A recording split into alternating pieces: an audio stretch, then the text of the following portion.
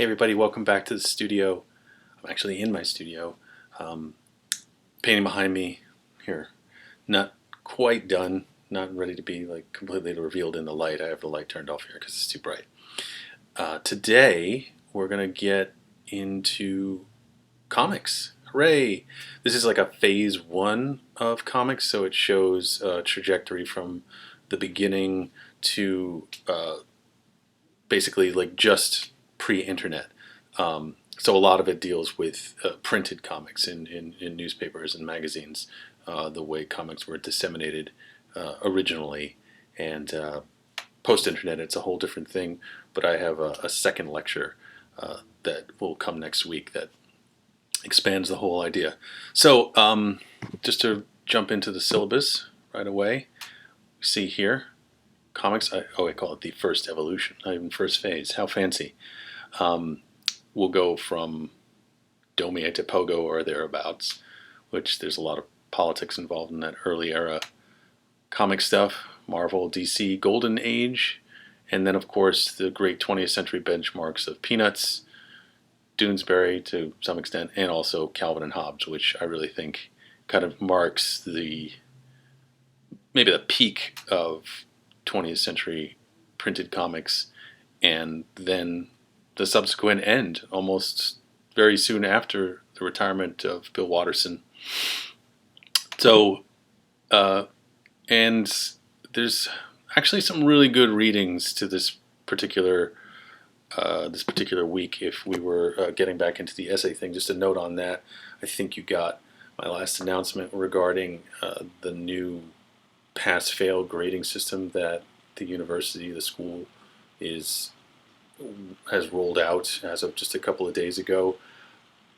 Don't know why, but it's a new thing, and that's why I kind of pulled the essay from the rest of the syllabus, because I feel like essays your writing is esoteric enough where the grading is inherent in the quality of the writing. So if somebody does an amazing job with a really extensively, exhaustively researched piece, and then somebody else just does an average job of commentary, that would be the difference between an A and maybe a B minus, let's say.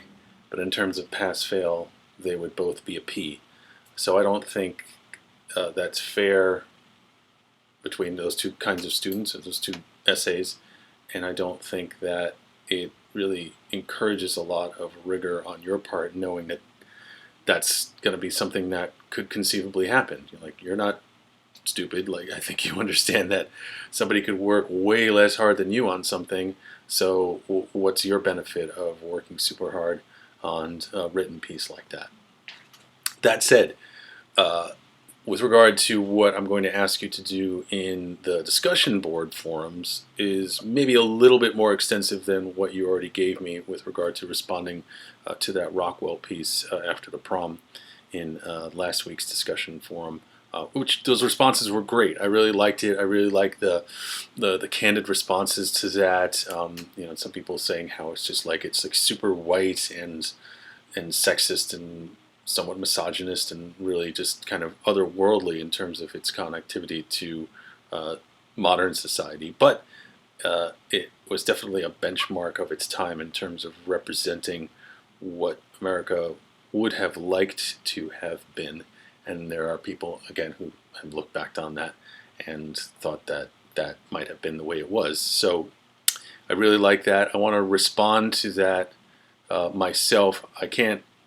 Just not a time. There's a big time crunch involved in responding to every single person's response in the discussion forum. However, I do want to do like a generalized response, because again, if you could imagine that we were in class and people were kind of chiming in, as in if it was like an actual discussion with you actually in front of me. Remember how that was?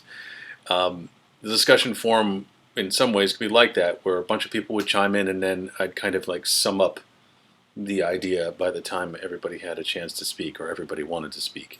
Not all of you guys spoke, but I got really good responses percentage-wise. What was it? 85%, 17 out of 20, so that's pretty good.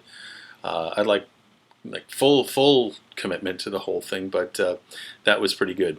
So I want to respond to that in a general way, and you'll see that pretty soon from me. In the meantime, let's get to the slides, and we will start with, oh my gosh, John Tenniel again? Well, yeah, why not? Because we've talked about this before, not just with the ILLO stuff, but John Tenniel and the places where he was putting his illustrations was really like the progenitor, like the genesis area of comics. And you can see right away, this is one of those fairy story type illustrations with anthropomorphized animals, fairy type creatures running around. I do not know the green satin parcel story off the top of my head. I don't know if any of you do either. Looks cute though. And the animals are not 100% anthropomorphized. They're still sort of acting in, these mice sort of have a human type look of curiosity to them. But you have dragonflies and caterpillars and bats and things flitting around, and then fairies. So anyway, it's a children's book-ish kind of look to this work, and it was, by the way, published in 1852 in Punch. And actually, you've probably heard of Punch before, and I may have introduced it earlier this semester, but it was an English magazine that did feature little fantasy stories, little just amusing little fiction pieces that were proliferated. Yeah, I can't say that word. Proliferated. There we go. With a lot of illustrations in the margins and just kind of all over. And there was actually two versions of Punch. There was like the main quote-unquote magazine, if you will, and then there was like a zine offshoot. It was like Punch Illustration, which had things that were more, I suppose, childlike and more fantasy-oriented, because the original Punch had a lot of mixed political cartoons and those kinds of things involved. You see things like Daumier's work in there, although he published more French publications because he was making fun of French politicians. And here's a bunch of them caricatured with giant heads. I think Daumier may have been the inventor of the giant head caricature, because I can't go anywhere else in my research from him to see that so consistently done in the name of satire. So a bunch of Parisian bigwigs taking a bath in the Seine, which was actually probably full of sewage at the time, and I think that was the whole reason for him doing this. So that previous was 1852, so we're in 1864, so Les Tritons de la Seine. Yeah, so you get the idea, political cartoons being what they are. And so we come to New York, and there are two magazines at the time that had a lot of illustrative material in it. There's the New York World, which is this, and the New York Herald. And, oh, by the way, sorry, this is 1896 in New York, and Richard Outcault, I think that's how you say his name, and his character, the Yellow Kid, who actually originated in sort of like a gang of characters of who were basically orphans running around New York at the turn of the 19th to 20th century, when New York was going through its own sort of renaissance from slums to a more of a modern industrial age, kind of like the Parisian Renaissance that had happened 50 years earlier, 30 years earlier. So the Yellow Kid kind of broke out of the gang because he seemed to serve as a really interesting satirical, almost literal sandwich board, because his weird backwards yellow smock that he wore everywhere would constantly, you can see, constant transposing of words, this superimposition of new dialogue that keeps appearing on his shirt until he actually says something, which is rare. and then there's no dialogue on his shirt. It's almost like the thoughts that are going on in his head are appearing on the shirt. So there's these like filthy orphans running around New York in this satirical kind of comic format. A lot of the Yellow Kid and Friends comics, for lack of a better word, they were not described exactly as such. Cartoon was the better word. Were actually single panel things, and they were very satirical, usually kind of a biting, scathing sort of take on politics and in New York at the time, Tammany Hall, all that stuff. I'm not going to get into the politics of the time, but it was very volatile. There was like serious socialist versus conservative factions, and there was actually quite a bit of violence at the time. And at the same time, there was a huge constituency of people living in abject poverty, including these filthy kids running around in the streets. So if you take a look at this, this is not a single panel. This is ostensibly a bunch of panels. 5, really. You can sort of see like slightly delineated. Maybe not intentional that he created these panels. I think they were just pages, and so in terms of their reproduction in this magazine, they almost look like panels. But I think this is one of those early instances of a panel comic in a sequential format. So Out Cold actually broke out of the single panel sort of almost political cartoon to something that's very close to a standard comic format. This is one of the very early instances of that. And another very early instance is Rudolf Dirks' Katzenjammer Kids. Yeah. So if you've heard of the Katzenjammer Kids, which is just, I'm just going to anglicize that because that's how it's usually pronounced. So this was the rival to was this the New York Herald? The New York Journal, sorry. Rival to the New York World.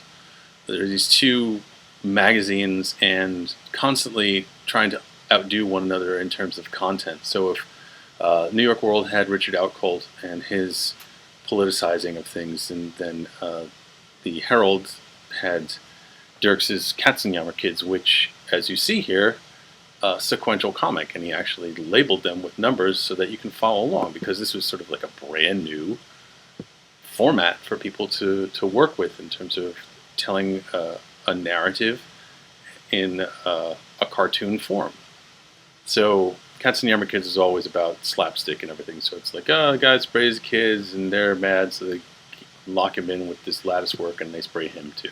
Actually, they hook up the hose to the gazebo thing and just trap him in there and spray him. So usually they do mean things without any provocation whatsoever, but here is a little bit of revenge, so that's nice.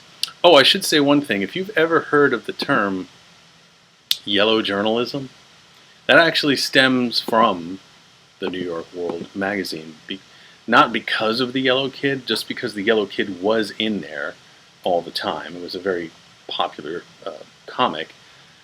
The New York World got to the point where politically they were publishing just, terrible like hit pieces on local politicians. I mean, just out and out slander or libel. I forgot which one is the written word. Is it slander or libel? I think it's libel.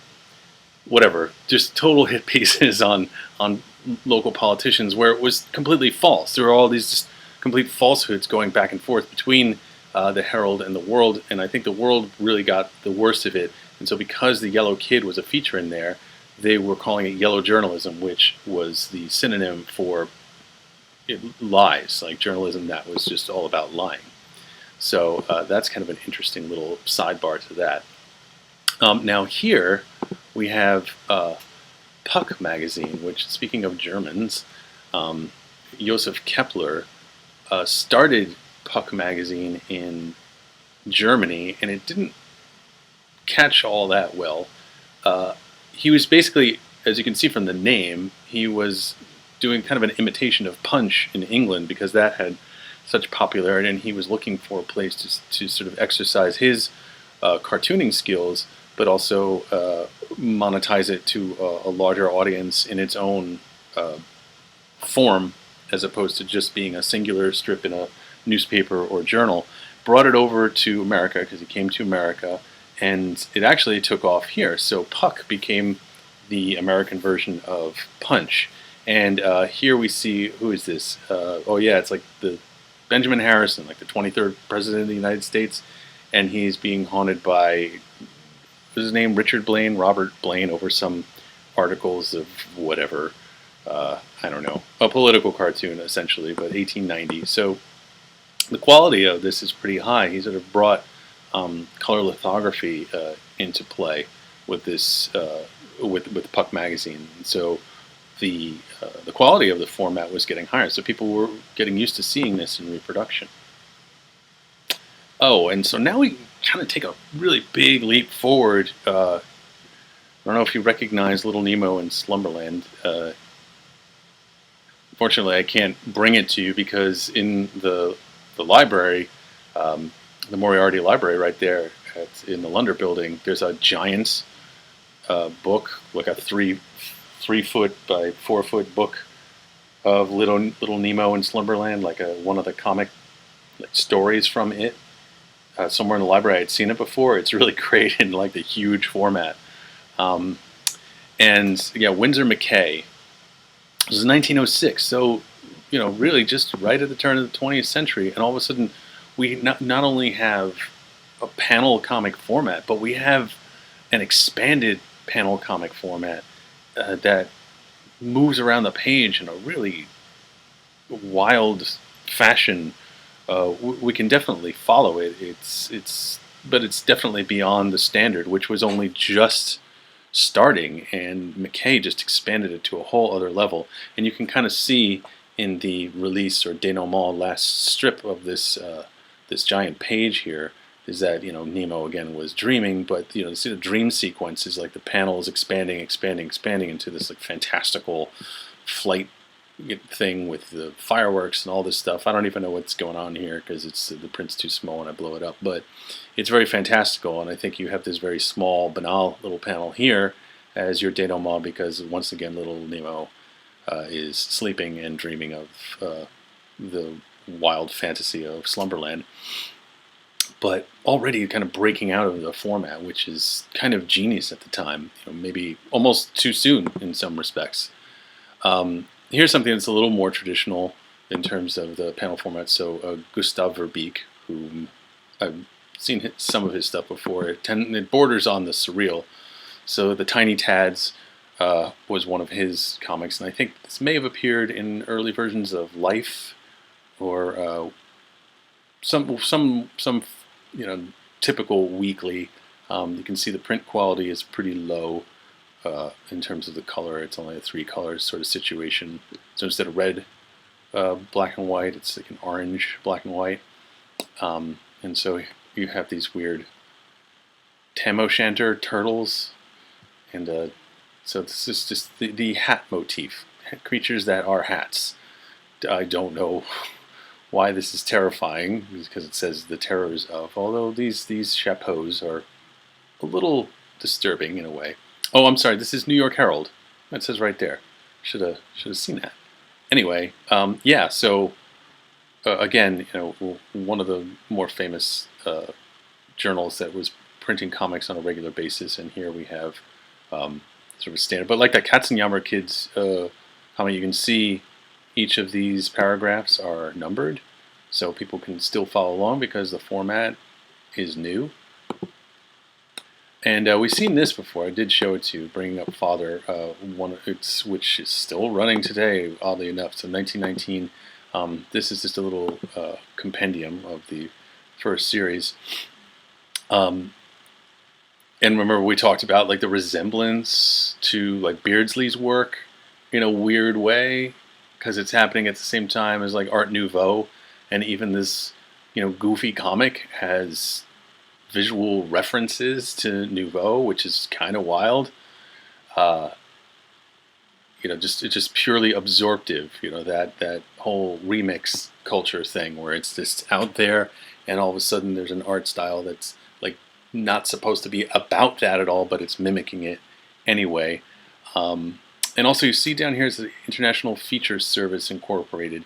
So comics are becoming pretty popular to the point where it's almost like unionized. You have national syndicates representing groups of comic artists, so that there's licensing involved in using them in all these various weeklies and newspapers that are now widely distributed across the nation. And sometimes you'll get sort of larger independent publications like The Funnies, which is a very early stage, kind of not quite organized publication in 1929. That I like this subtitle, Flying Sports Adventure, but most of it was comics. Yeah, there were anecdotal stories, mostly for young boys, to be perfectly honest, about, just quote-unquote boy-like things like adventures and fishing stories and stories about flying and sports, I guess, but there were lots of comics interspersed through by various artists as well. So here we have a comic book, essentially, like a really early stage comic book. This is an interesting one. So this is Skippy, as you can see. Let me blow it up a little bit. And it's Peter Crosby. So this is 1930. And Skippy was, I'm pretty sure, oh yeah, it was definitely in Life magazine, although Peter Crosby did work for the World for a little while, and then he kind of broke away from that because it got basically too socialist for his tastes, from what I read. But if you look at this, sort of the very minimal dialogue, the minimalist character design, and sort of the action sequence here, or it's not super active, but the wordless part of the narrative sort of is the bridge between this intro and then the finish, where he's created the little fort, which is basically his big lock on a two-dimensional fort, which is, yes, that's very cute. And the character design, as I was talking about, the minimalist character design you can see in Skippy, is something that Charles Schulz was growing up looking at. And Charles Schulz, the inventor of Peanuts. So it's actually had a very big influence on Peanuts and Charlie Brown and the development of those characters. Narratively to a degree, but definitely from a formal standpoint in terms of its minimalist character design and background. I think this singular character with just a fence and a floor line for the grass, that's like a Peanuts design right there in and of itself. So you can't go too far without Disney poking its nose into something. So Disney Pictures was already in full swing in terms of their animation, and you can almost recognize some of the early animation designs for Mickey Mouse, and I guess this is Pluto, early stage Pluto, even though it's Horace. And let's see what's the date on this. So 1933. So they had already animated a number of pictures, but they also, Disney saw the popularity of comics, the 2D image on the page, and its proliferation across newspapers and weeklies, and saw it as an opportunity to almost advertise their animated pieces. So in order to sort of, like I said, get their nose under the tent, so to speak. Oh wait, there's Pluto, sorry. So would that be an early version of Goofy? I think that's what I was talking about. Anyway, I just got distracted because the character design is so funny. Yeah, so I think the war kind of took a lot out of the pockets of Disney because they were contributing financially to that and didn't quite have the means to go full production on everything. So one of the ways to keep themselves in the zeitgeist was actually to publish comics of their own. This is, fantasy space comics like that. Like, what was that? Like 1936, and now you have Flash Gordon in space. Like, whoa, what the heck's that all about? Well, you can imagine that leading up to World War II and the proliferation of tanks and bombs and new flying machines and all these kinds of things sort of led artists down this road to sort of create metaphors for that into these space adventures with supremely evil beings and like super good guys and engines of mass destruction in space and other worlds. So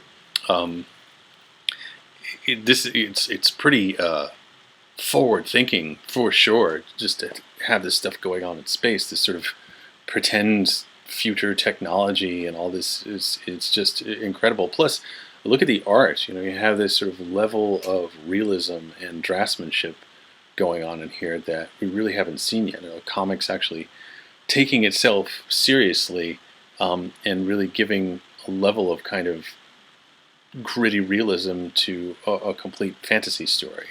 So pretty amazing stuff. And same thing too, now this is kind of an historical fiction talking about Prince Valiant and Knights Templar and that sort of stuff. Harold Foster, I loved his illustrations growing up, and plus this stuff is pretty old, so it's 1937. I had some of the old Prince Valiant books around my house, and even though the stories were a bit wordy and a bit kind of stilted in terms of their dialogue, some of the illustrations were just incredible. I mean, this fight scene here on this bridge, this is fast forward to like mid-1980s in Savage Sword of Conan, drawn by John Buscema, and it's like this predates that stuff by so much, 30 some odd years, 40 years, and look at it. And it's also, you can take a look at this and think about the movie 300 and those kinds of battles with just bodies falling everywhere and the single combatants beating down hordes. I mean, this is where it originated. These guys had vision, and in the comics, in comic form. Also, I do like how let me just refresh this. I do like how you have sort of like these setup panels and then the big splash panel of action, and then next week the executioner. And so you have this sort of apex of action, and then it kind of leaves you on a cliffhanger. It says, "Will Prince Valiant make it out of it alive? I don't know." That's how it worked, and it got people to sort of invest, their desire to get the next thing. This is this always makes me laugh. I'm sorry, because it's just so. We had that really wonderfully prescient sort of space odyssey comic in Flash Gordon from the 1930s, and now we are in 1980. And Star Trek had its original inception. It already aired in the late 60s, and it was such a breakthrough show. I think those of you who are into the nerdy space stuff kind of know the history of it. And I saw it after it had gone through its original run, and then it was immediately syndicated in sort of like the late 70s into the 80s, when I was sort of old enough to understand what was going on. And so in order to kind of draw in a new generation of Star Trek fans, they put a syndicated comic, into the Sunday newspapers. So now we have Sunday newspapers, by the way. I should quickly say that. We had regular black and white strips in newspapers during the week, and on Sundays you were treated to a whole comic section in the newspaper, which was full of multi-panel comics instead of like maybe a 4-panel situation. So you had 5 or 6 and larger pages with bigger formats, and it varied from city to city, zone to zone, like who would pick up what in terms of syndication. But yeah, so Star Trek was one of the ones that was in the New York metro area, and I mean, the art wasn't that good.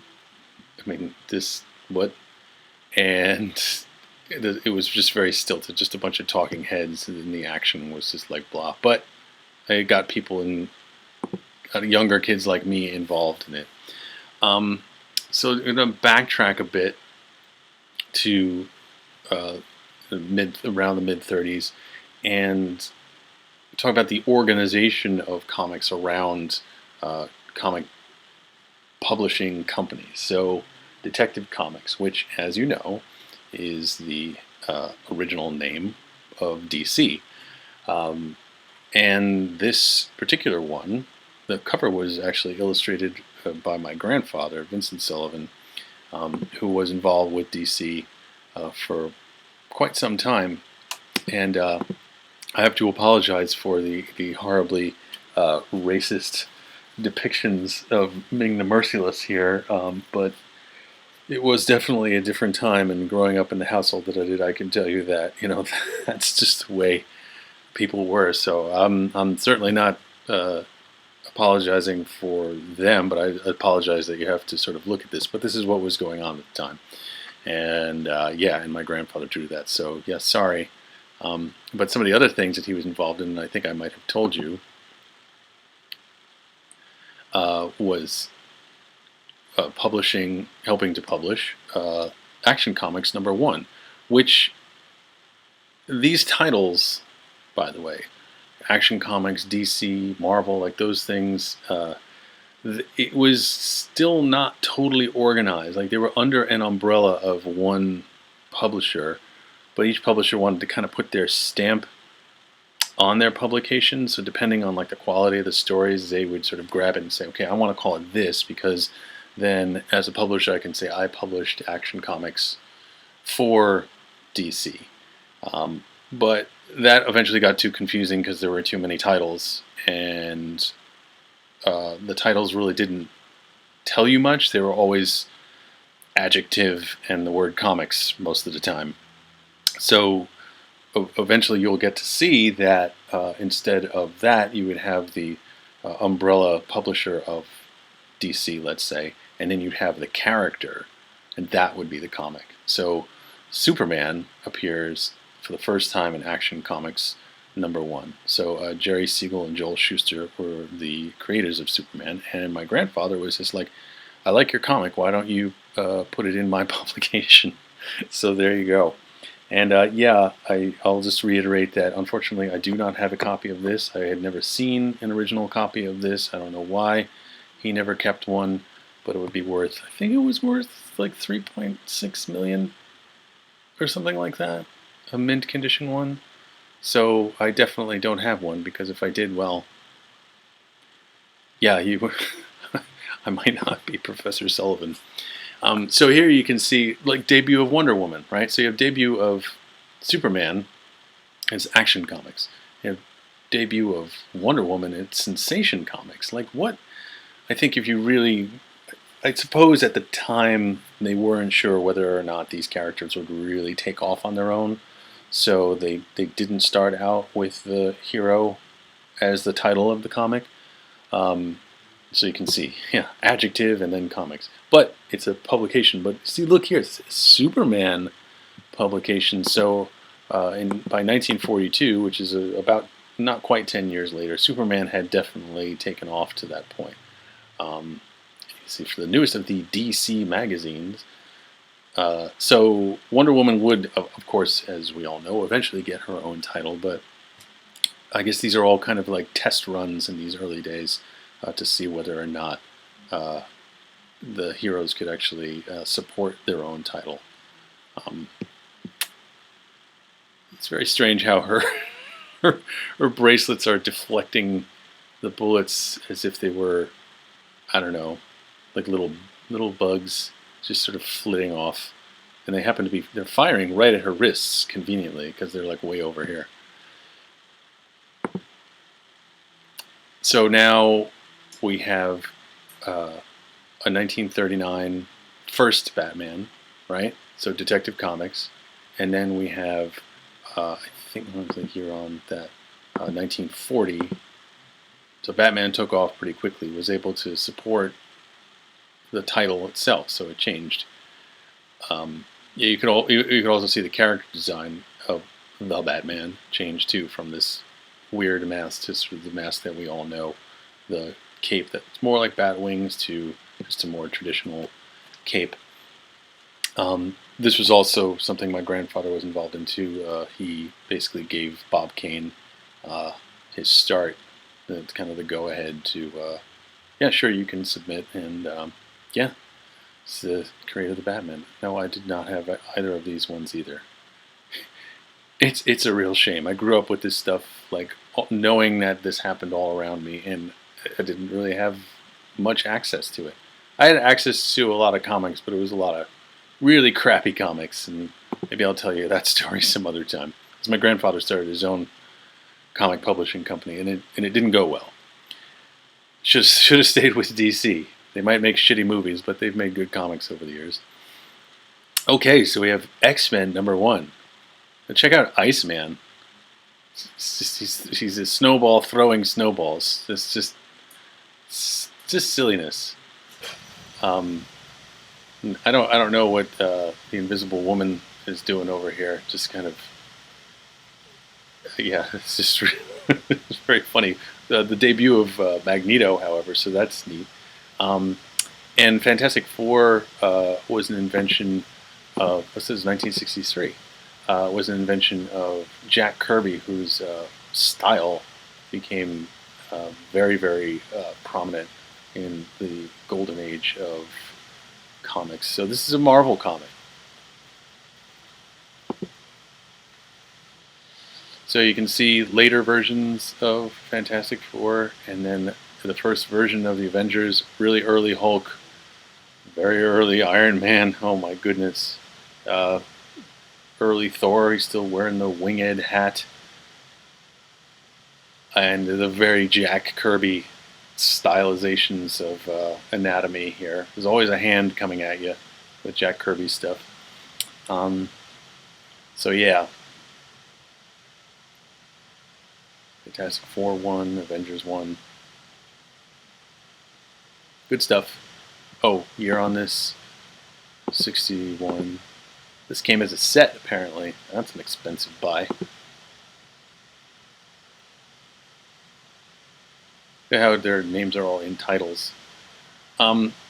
Just wanted to mention about the Avengers. So, around the same time, of course, DC was just like, hey, you can't have a superhero mashup team. We're going to have a superhero mashup team. So the Justice League versus the Justice Society.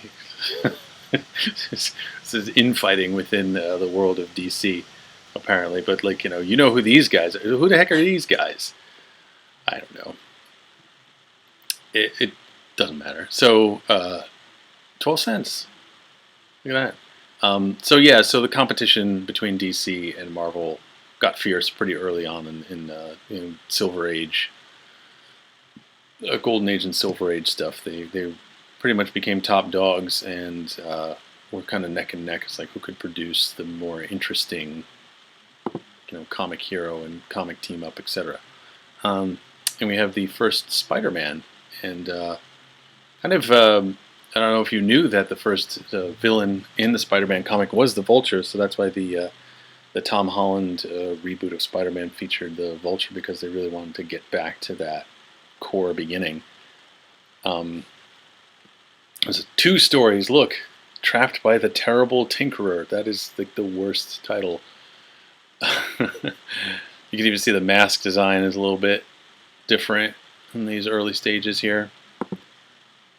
1963. Lots of #1s.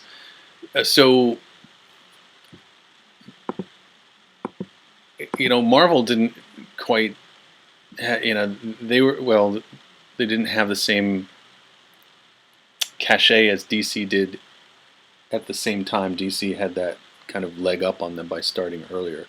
But you can see that Marvel did very similar things with regard to not investing a title in the superhero's name until the superhero was sort of tested for popularity by being under a banner of a generic publication title and then introducing such and such. So here, introducing the Mighty Thor is So this is an adjective and comics underneath it. This is Journey into Mystery, which is also incredibly vague.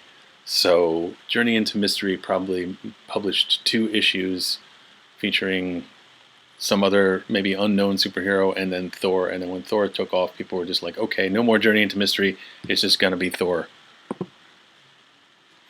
And so Iron Man #1. This stance is hilarious. Like he's like straining to do a split. The Iron Man suit is not really the thing you want to wear for doing gymnastics. So big premiere issue. What date on this? 1968. So John Byrne, a Canadian comic artist, actually. So jumping out of that constant barrage of Marvel and DC stuff, we're going to go back into the papers a little bit and look at Walt Kelly's Pogo, which here we have back to the anthropomorphization of animals. But Pogo was like very different than Disney and children's books. It was very kind of politically and like socially motivated comic. So those of you who are not familiar with it, it actually took place in a Florida swamp called the Okefenokee Swamp. And the characters, a lot of the characters spoke in southern dialects, which were actually written out. Some of them had very, very heavy Cajun accents, which at a young age, when again my grandfather had these comics in the house, I couldn't quite read them because I really didn't know like what they were saying, because I didn't understand that it was supposed to be an accent. So phonetically, I wasn't even sure what was going on. And here we have this is actually basically like a big sort of metaphorical satire about the Cold War, where they're trying to get this Russian bear to play a Santa Claus, or he does play a Santa Claus, and it's really confusing. I don't want to give you the backstory on it, but yeah. So the Russian bear, kind of accosting like all the friends and everything like that. They all had weird character traits. Excuse me, like the turtle whose name was Cherchy La Femme, or Cherchez La Femme, had an inexorable fear of Friday the 13th, no matter when it fell. So if it fell on the 12th, he would still say Friday the 13th falls on the 12th this month. Just crazy stuff. What I love about Pogo, though, besides the weird kind of take on politicizing, kind of cute animals, it's really well drawn and incredibly well lettered. I think you can see this is an original strip. You can see the blue behind all the inking, so that actually hasn't been excised from the comic just yet. But they're just extremely well drawn, extremely well drafted, and just it's very, very consistent, and it's also just even though, like I said, I saw these when I was really young, like maybe like 8 years old, and I didn't understand them really because of that weird political slant and social slant that they had to them. And yet I was completely fascinated by them because the narratives, you could follow them, you just weren't sure what the content was. Okay. Well, we recognize this round-headed, baldy kid. So one of the original strips, and an original strip from the very first publication year of Peanuts, which was 1950. And as you can see, if you read this, go ahead and just read it real quick. It's not like super funny or sarcastic or acerbic in any way. It's just kind of very lightly cute. And Schultz had not yet developed the kind of wit that he was looking for in his characters. I have a film that I'm going to have you watch, so I don't want to explain too much and kind of spoil some of the reveals that happen in the clip. But he definitely gets more involved in like the the minds of kids in the play and sort of the imaginary world of Snoopy. As you can see here, he's much more like a real dog. Maybe not in terms of the drawing, but just in terms of him not having that think bubble over his head and just kind of behaving like a dog being sad that Charlie Brown's going to leave him for the evening. Yeah, so look at the simple character design though. I mean, it's like ultra hyper simple. So really the first kind of example of that, and I think that was one of the things that set Schultz apart. He was already trying to do as much as possible with as little as possible. So we'll jump to a Sunday comic, and we see Snoopy still acting very dog-like. Arf, arf. I mean, when have you ever seen Snoopy say arf, arf, right? And they still have like the super big head character designs. Shermie and Patty actually featured more prominently than Charlie Brown most of the time. And this, I think, might have been Violet or Lucy, or sort of like a weird amalgam of the two that hadn't quite evolved yet. And you can kind of see also that this early stage, it still relies on like a little bit of slapstick in terms of Snoopy chomping the butt off Charlie Brown's shorts. So we haven't quite gotten into the sort of philosophical conundrums of the Peanuts characters just yet in these early years. Now that, you know, when you see the girl with the ponytail, that's definitely Violet now. So here, the character design is a little more fleshed out. You can see Charlie Brown with like his legs crossed, like even though he has these short little stubby legs, when, you know, like you see Violet standing up, like how do they cross their legs? But, you know, he makes it happen, but I think it adds character, you know, in that gesture to the pose, sort of his sort of aloofness about starting his own comic, but also realizing that a fancy signature was more important. And I think Schultz is being a little meta here, because Schultz always had this kind of fancy, recognizable signature in all of his work. And also the proliferation of comics at the time was getting really rampant. Like everybody and his grandma wanted to be publish their own comics, so I think Schultz is sort of making fun of that whole thing. Also, one thing to note, which is funny, you see Peanuts and it's always in quotes. Schultz never wanted to call it Peanuts, because good old Charlie Brown, which is what he eventually wanted to call it after Charlie Brown, the character, got fleshed out, actually started off as something called Little Folks, and then he was going to call it something else, and the UPI, who United Press International, who became the people who syndicated his comic, were just like, no, we need something short and witty like Peanuts. And he's like, I hate that. And they're like, well, we're using it.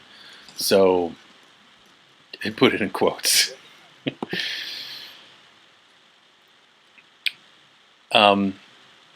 So here's where we get, I'll blow this up a little bit so you can read it a little bit more, or you can pause the video and read it if you'd like. This is a good one where now we have Linus and Lucy and Charlie Brown. Now with character design, they're a little more elongated.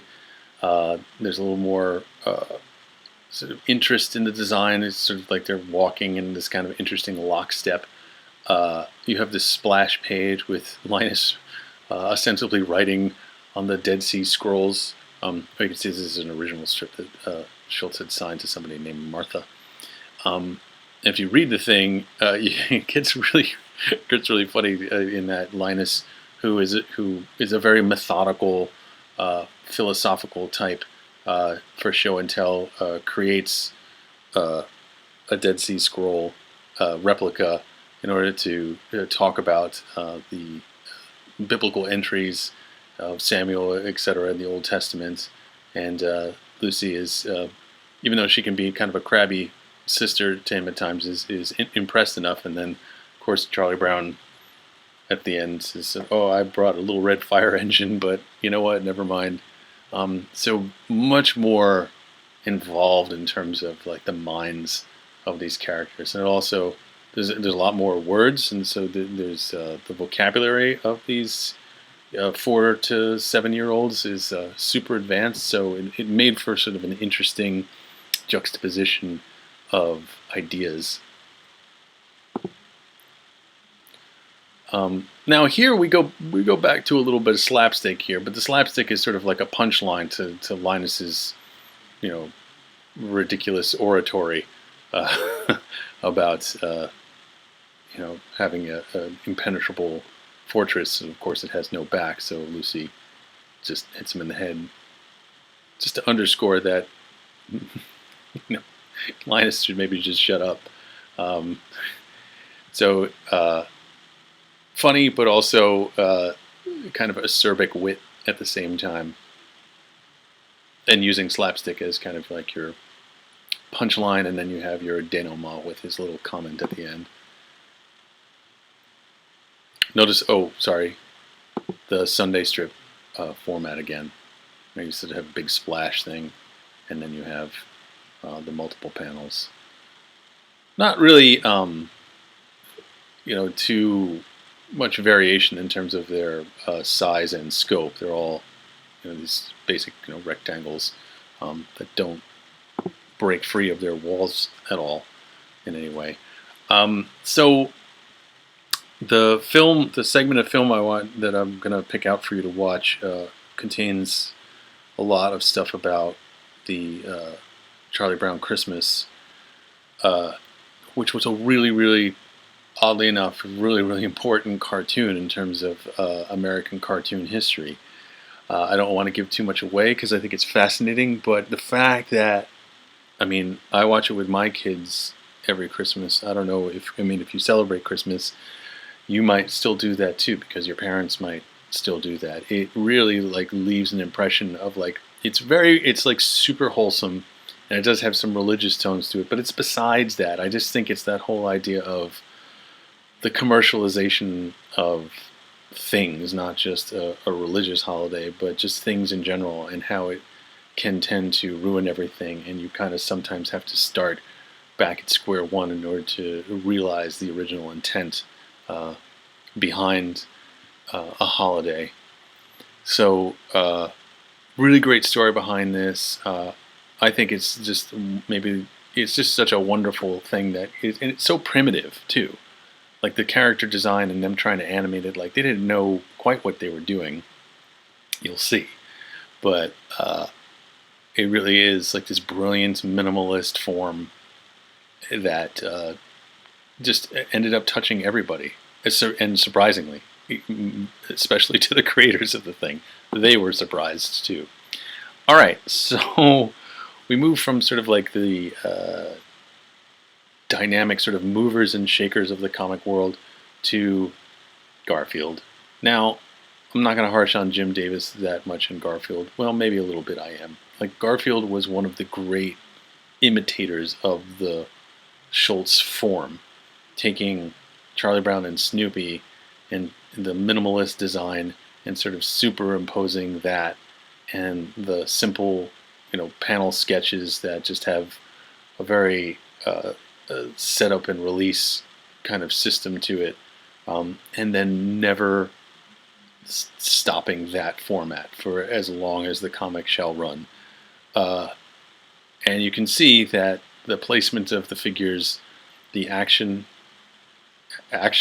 question mark of the figures, it's just not happening, and it's just dialogue, and it's usually this kind of, yeah, just this basic sort of, oh, that's kind of funny and mildly depressing, and is this what is this doing for my day when I read this in the paper?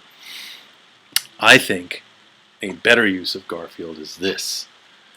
Oh, sorry, the date on that Garfield comic, I'm sorry. This is not one of the older ones. Oh, well, this says 2017. I don't know if this is 2017. It might be. Oh, yeah, sure enough it is. Because you know what? If you go back to like 1989, it looks exactly like this. That's what I mean. It just doesn't change.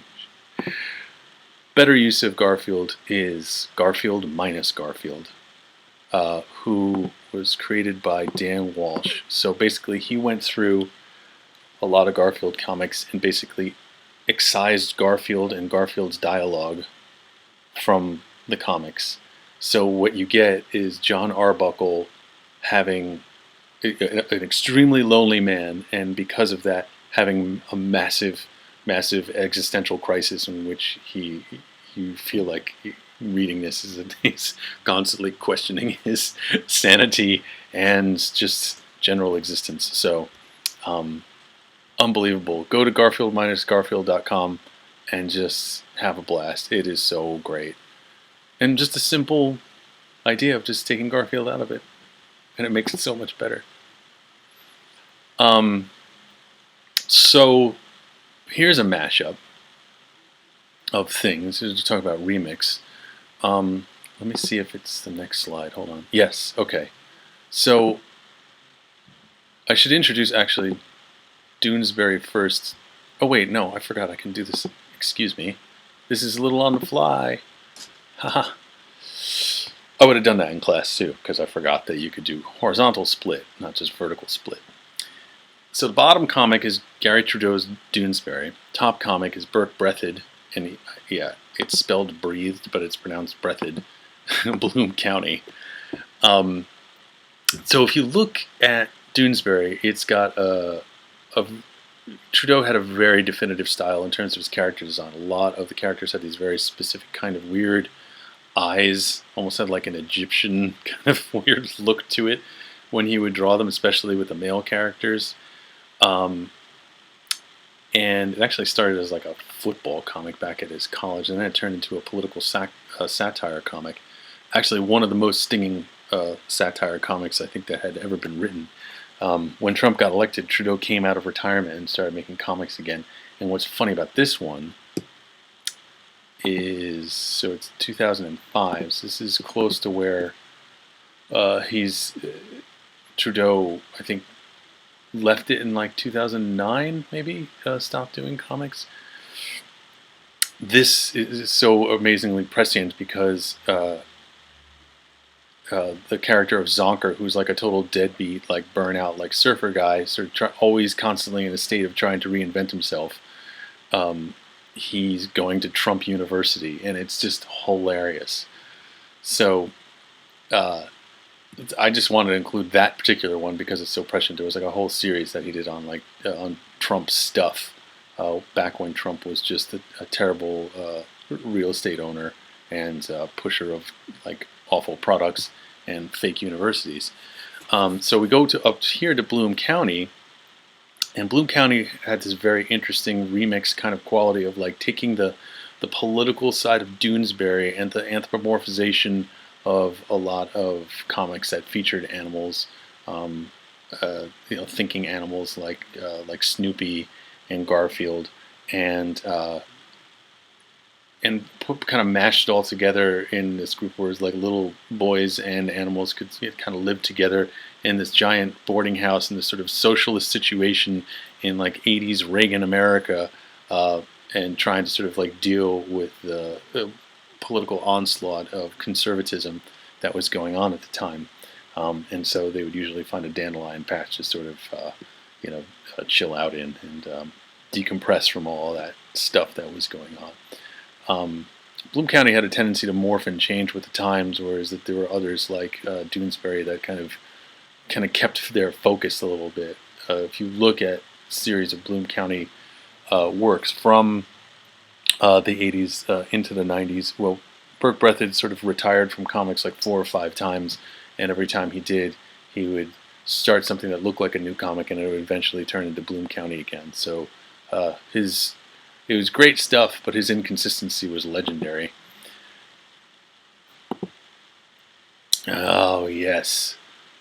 Now we're talking. This is the business. So, Calvin Hobbes comic number 1, where he, quote-unquote, traps the wild Hobbes with a tuna sandwich. So, you can see that the character design, the drawing style is a lot more crude and sort of slapdash, and I think Watterson was just trying to go to that just in some ways to kind of mimic the comics by which he was influenced, so trying to keep it as minimal as possible. So you can see a very close relationship to Peanuts and Schultz's work, which, Watterson came right out and said, yeah, I mean, if it wasn't for Schultz, I wouldn't have even started this stuff. So huge influence on him, but he took, if Schultz Peanuts became like maybe one of the greatest like comic art projects ever known, I think Watterson sort of took it and the comic form and turned it into something almost like beyond its own form. He sort of broke the fourth wall of newspaper printed comics in a way that no one had done. So he kind of put the cherry on top of something that Schultz had been setting up for decades. So here is an earlier Sunday strip. Oh, by the way, I'm sorry, I didn't give you the date on this. So 1985 is its debut. And the Sunday strip is, I don't have a date on it, but it's probably like 86, because the style hasn't changed all that much. You still have that level of roughness to it. And also, I can also tell because the panel setup on a Sunday strip is still pretty straightforward. You remember the Peanut Sunday strip with Linus and the Snow Fort? This isn't that much different in terms of the size and shape of the parallelograms in which the comics are contained.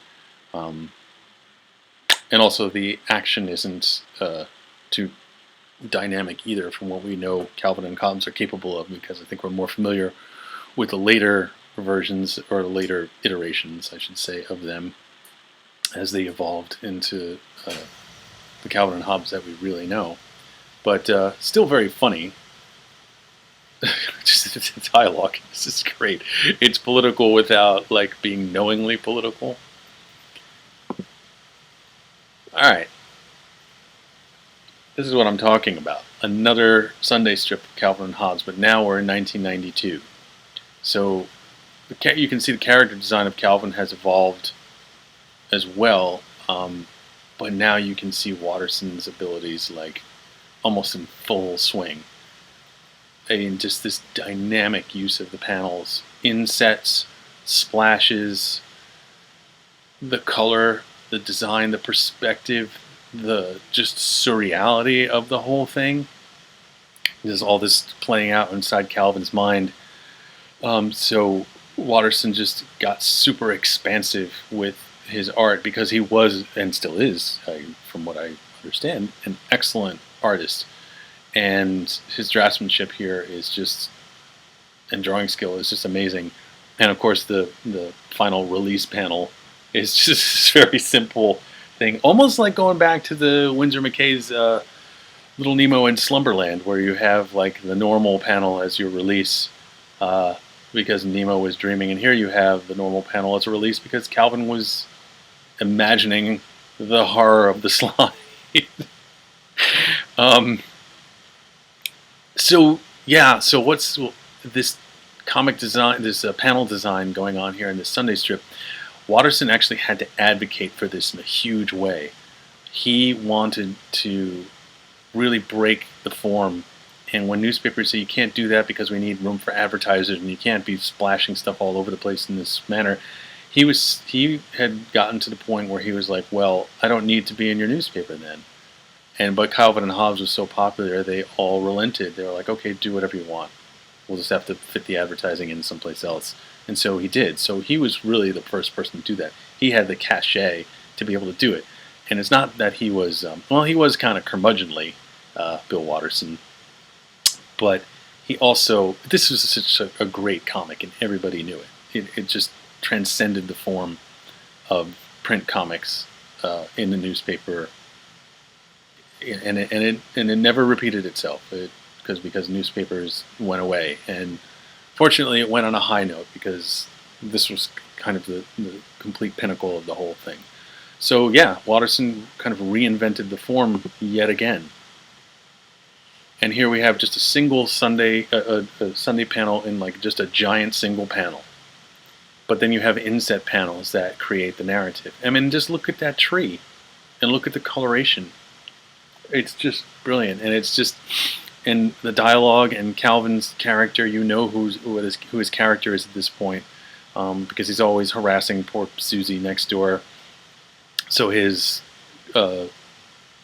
talking about the whole thing, you know very well what he's doing, but he's having a good time doing it, and Hobbes is happy to sort of go along because he is his best friend.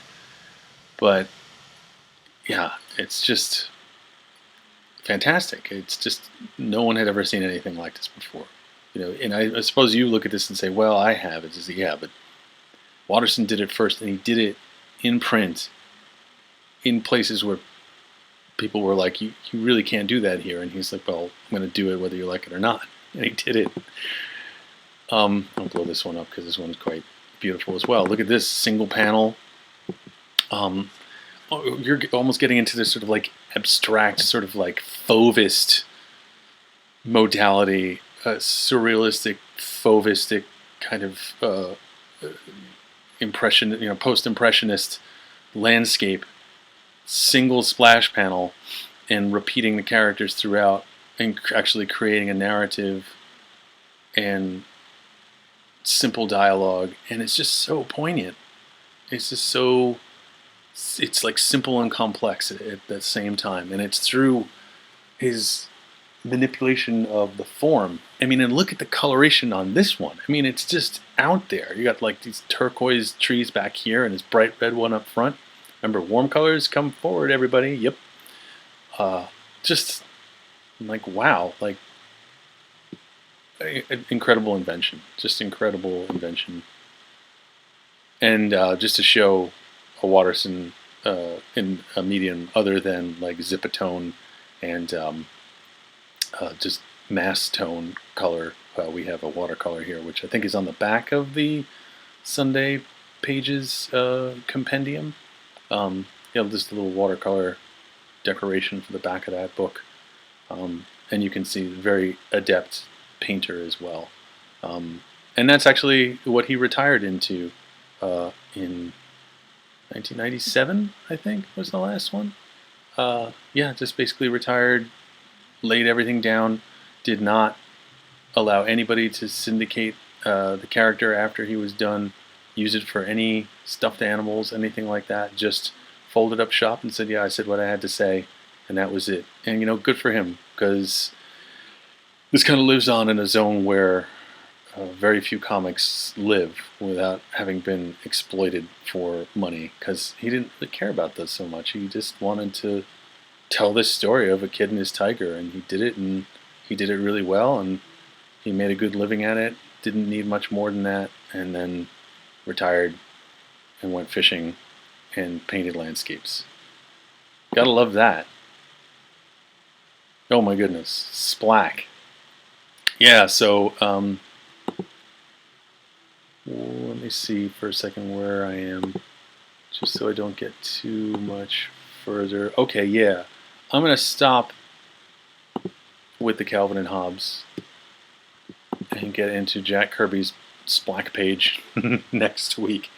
And we'll kind of move into back into Marvel and DC, and then the evolution from there, to talk about that a little bit more. So let me get out of here, bring myself back in.